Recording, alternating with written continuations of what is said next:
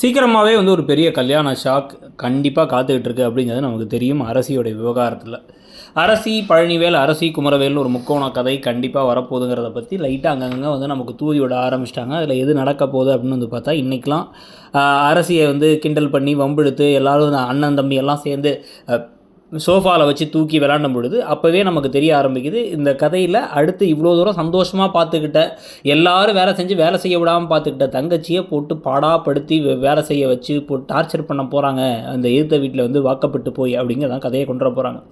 அதில் இவங்களை பற்றி உண்மை கொஞ்சம் கொஞ்சமாக குமரவேல் செய்யக்கூடிய காரியங்களில் உண்மையிலே மயங்கி நம்ம 2 குடும்பத்தையும் சேர்த்து வச்சிடலாம், அம்மா சந்தோஷமாக இருப்பாங்க, அம்மாச்சி சந்தோஷமாக இருப்பாங்க அப்படின்லாம் முடிவு பண்ணி அரசி குமரவேல்கிட்ட விடுறதும், குமரவேல் இது வந்து மனசுலேருந்து செய்யல, அவங்க அப்பா சொல்லி தான் செய்கிறாருங்கிறதெல்லாம் வந்து முதல்ல புரிஞ்சுக்க போகிறது ராஜியாக தான் இருக்கும். ஏன்னா ராஜிக்கு அந்த குடும்பத்தை பற்றி தெரியும், குமரவேலை பற்றி தெரியும்.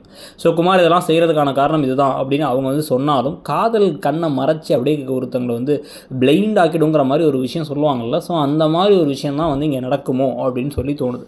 ஸோ அதனால் வந்து இவங்க வந்து அதெல்லாம் இல்லை அப்படின்னா அண்ணிட்ட கோவப்பட்டு, நீங்கள் விரும்பப்பட்டவர் காதலிச்சு கல்யாணம் பண்ணிக்கலாம், நான் கல்யாணம் பண்ணக்கூடாதா அப்படி அப்படின்ட்டு ஓவராக பேசி பிரச்சனைலாம் பண்ணி கடைசியாக குமரவேலை கல்யாணம் பண்ணிப்பாங்கன்னு நினைக்கிறேன். அதுக்கு பிறகு நடக்கக்கூடிய பிரச்சனைகள்லாம் ஒரு பக்கம் அப்படியே பாண்டியன் உடஞ்சி போயிருக்கிறது, கொஞ்சம் கொஞ்சமாக குமரவேலுக்கு நிஜமாகவே இந்த பொண்ணை பிடிக்கிறதுன்னு அந்த ஒரு ட்ராக் வேறு தனியாக போகுது.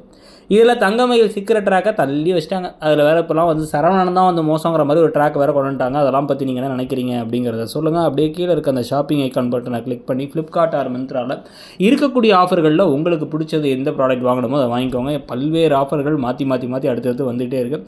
ஸோ இது மட்டும் இல்லாமல் இப்போ அடுத்து புது சீரியல்ஸ் வரப்போகுது.